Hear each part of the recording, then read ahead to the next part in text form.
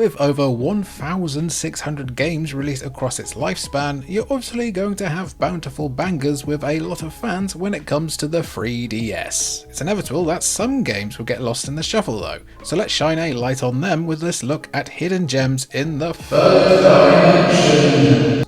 You know what else got lost in the shuffle? Our second channel, Vultures. Go subscribe there if you want to see funny playthroughs, unboxings and more stuff that the algo just won't allow here.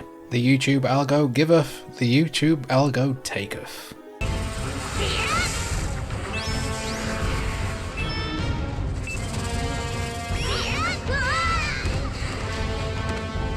Thankfully, absolutely nothing to do with the second best Britpop band ever. Oasis is an action RPG that at least partially draws from the likes of The Legend of Zelda. You might have heard of that, particularly in the combat. When you start to dig deeper into this vast desert world, you'll find that Ever Oasis is a pretty unique mix. Because while you'll spend a good deal of time exploring caves and various dungeons, you're not just zoolanding the entire time. Instead, the other side of Ever Oasis has you building and managing a community in the desert. This often means recruiting people to set up shop in your area, expanding your range as the shops grow and thrive when you bring them the materials they require from your missions. There's a strong sense of exploring a wide open world with Ever Oasis, encouraging you to increase the size of your desert oasis by looking into everything that comes your way. All of this combines to create an immersive, surprisingly addictive experience that looks pretty dang nice too, one that might scratch that dark cloud itch for some. Directed by Koichi Ishii, creator of the Moogle and the Chocobo, as well as the Mana series, Ever Oasis is an underrated blend of ideas that we wish had received at least one sequel. Blur is the best Britpop band, by the way. You're welcome, Damon, mate. You're welcome. さて、勝負です。負けです。勝ち。勝ち。愛子は強さで勝負。 An adventure drama set in 1970s Japan isn't one you come across very often for video game plots, so Attack of the Friday Monsters: A Tokyo Tale is at least pretty unique from the outset. As you meet young Sota and his family as they open a dry cleaner in the town of Fuji no Hana, which is very fun to say, you realise that Attack of the Friday Monsters is the sort of game that's perfect for a rainy afternoon. It's also a perfect game for anyone who likes tokusatsu, a genre which covers everything from superhero fare like Kamen Rider to kaiju masterpieces like Godzilla. How good was Godzilla -1, by the way? As you explore the town, talking to residents and playing card games, you're also solving the larger mystery behind why your village becomes a hotspot for monsters and heroes every Friday afternoon, and it's probably got nothing to do with Anne Hathaway this time. Attack of the Friday Monsters has a plot structured as 26 episodes of a television show, so even that aspect of this game is pretty nostalgic. The variety in gameplay begins and kinda ends with conversations and card games, but the card game itself is light-hearted and accessible. And really, the heart and soul of why Attack of the Friday Monsters is so appealing is because its tone, pace and atmosphere all create a sense of childhood and adventure. It's a bit of an unusual blend that went way under the radar back in 2013, but is well worth seeking out today. You might have to seek it out in some, unofficial channels, though, as this was unfortunately never released physically.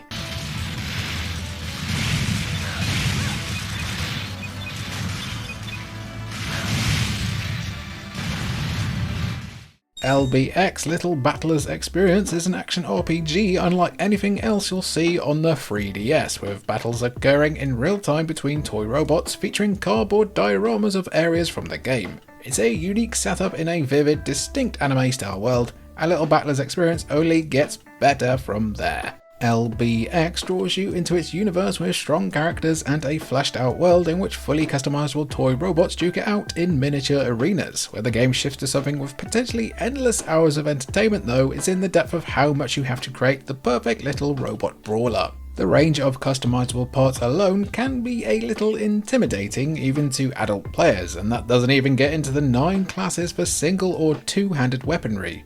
Craig Charles is beaming somewhere. LBX's gameplay offers standard real-time action RPG mechanics, often relying on the 3DS stylus, including stuff like attacking, blocking and dashing, but watch for the sharp turn into much tougher, smarter enemies around the halfway mark. It never gets anything too crazy though, especially thanks to some accessibility settings. Don't dismiss LBX because it looks cute or get it confused with Existence. That's a whole other thing.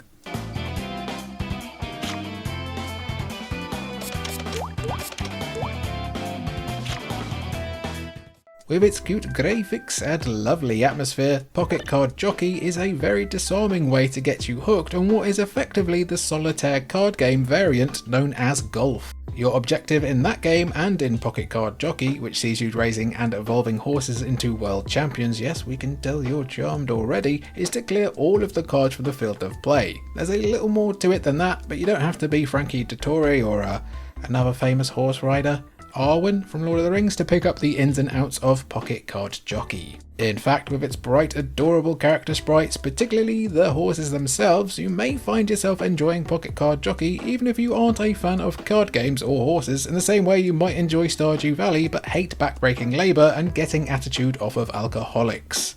Because the gameplay isn't just about playing a card game, but also about balancing your horse's mood and energy, which is not always easy. Even if the game can be a little aggravating at times, Pocket Card Jockey will prove to be an unusual mix of genres for most players that quickly becomes absorbing.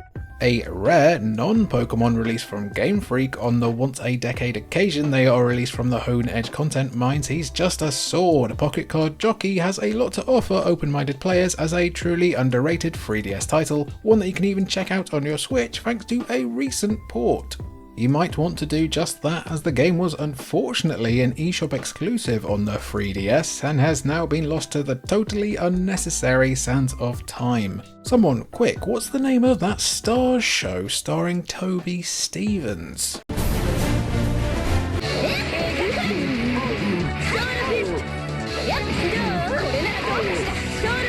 Mr. Dynamite no. Project Cross Zone brings together more than 200 characters from Namco, Bandai, Sega and Capcom. The mass of recognisable faces and names alone makes this tactical RPG at least worth a glance, right? Even if you don't consider yourself to be a fan of tactics games, Project Cross Zone has simple turn-based gameplay that doesn't require you to delve deep into Ulala's moveset to figure out how best she can batter Heihachi. The answer? 2 volcanoes. It's simple stuff and maybe a bit shallow, yeah, but it's a pretty good RTS for beginners in the same way that something like Halo Wars is. If you simply want to move through this admittedly confusing crossover story that features characters from more than 30 different franchises, you can do that with ease. There's something pretty amazing about seeing a game where Chris Redfield, Ryu, Mega Man, and even characters from games like Shining Force and Xenosaga can all square off. Project Cross Zone may not be the brawler you might have been expecting, but there's a sense of entertaining bedlam with so many characters mixing it up. The real-time strategy demands of Project Cross Zone can get you closer to the feeling of a traditional fighting game than you might think too. It might not be for everyone, but any game in which Ryu can be humiliated by Frank West has to be at least worth a look. Okay, maybe not that one. I've got eyes on one.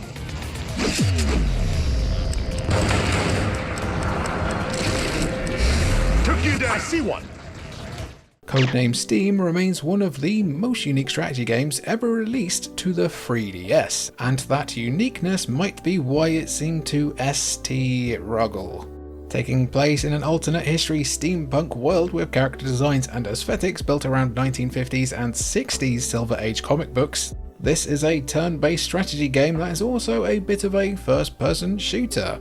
It might remind you a bit, maybe, of the Valkyria Chronicles series from Sega, but really, there isn't too much out there that can be compared to this story of Abraham Lincoln recruiting you to help him fight off an alien invasion.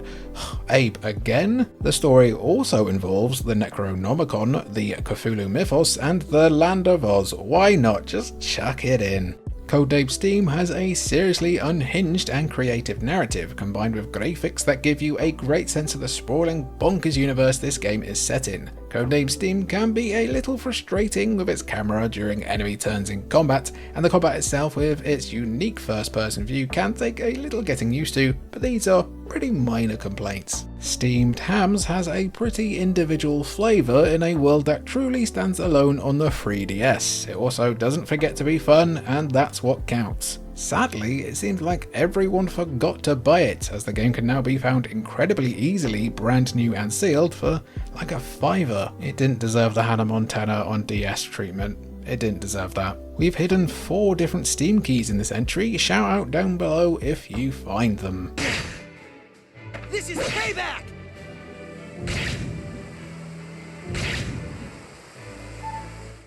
In Stellar Glow, the world has had music taken away by the gods as punishment for the arrogance of humanity, which, fair enough, maybe it's what we need here too. But Stellar Glow's visually beautiful RPG begins when amnesiac protagonist Alto suddenly hears music coming from the nearby woods. He meets a witch named Hilda and soon becomes part of a quest to unite 4 witches and save the world from the forces of evil. Stellar Glow has a story and character tropes you'd imagine in an anime-inspired turn-based RPG, but tells all of the story with so much personality and bursts of energy, it's easy to get swept up in a JRPG that's like Final Fantasy Tactics meets Flashdance. You didn't know you needed that until right this second, did you?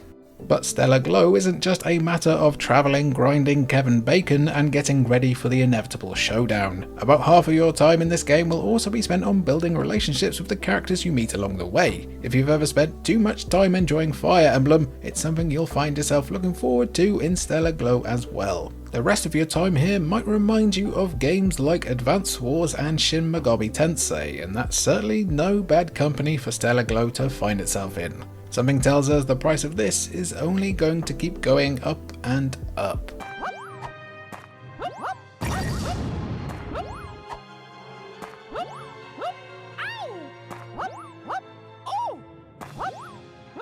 Disney Epic Mickey Power of Illusion on the Nintendo 3DS sought to combine the interactive paint and thinner mechanics of the previous 2 similarly underrated Epic Mickey games, while also honouring Disney's legendary Illusion Mickey Mouse releases in the 80s and 90s. Well, it succeeded in doing just that, making Power of Illusion one of the best platformers on the 3DS in the process, but one that far too many people seem to just forget exists.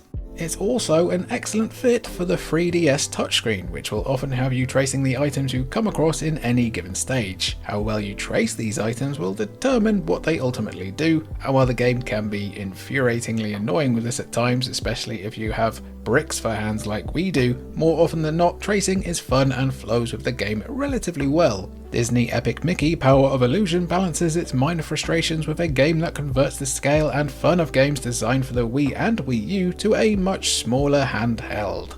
Power of Illusion has a better than average story, nostalgic graphics that are still very modern and impressive for the game's 2012 release year, and more than enough challenge for even the best platformer enthusiasts.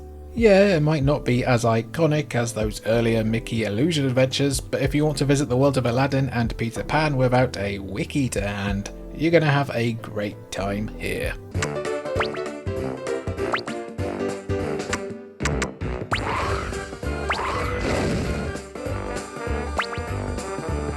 There's nothing out there quite like the Coldcept franchise, a curious mashup of board games like Monopoly, card games and turn-based strategy video games. Coldcept Revolt brings all of that to the 3DS in pretty impressive fashion, with a story revolving around an amnesiac named Alan, who must join together with other heroes to pull the world back from the brink of destruction. Stand back, Goku, I've got Magic the Gathering cards. The gameplay of Coldcept Revolt can be a little intimidating to a first timer, since you're tasked with building a 50 card deck to carry you across the board where everything takes place. These cards represent everything from spells to creatures, and you'll move along the board with a roll of the die. Winning occurs by either bankrupting enemies, that's the Monopoly bit, or coming to the total mana value that's been set for your map. That though was an extremely simplified description of card battle gameplay that gets very addictive very quickly. The overall presentation of Coldcept Revolt makes it irresistible to anyone who just likes games with weird twists regardless of their favourite genres. The game is easy enough to comprehend with a small forgiving learning curve. Coldcept Revolt wanted to cast the widest possible net for new players with anime-infused 2D sprites across lovely 3D backgrounds, and the result is a game that should appeal to almost anyone, but sadly didn't seem to reach that big an audience at all. This was the last Coldcept game released to date, and the IP has been dormant since 2016. Boo!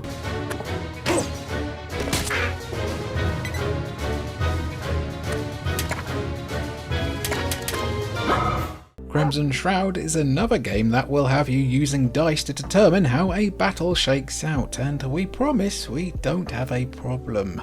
When she kisses me, I'm ruined! With a more intense focus on recreating the tabletop RPG experience, Crimson Shroud is another banger on the 3DS with something to offer that can't be found anywhere else. This is a game where everything from combat to item management involves menus.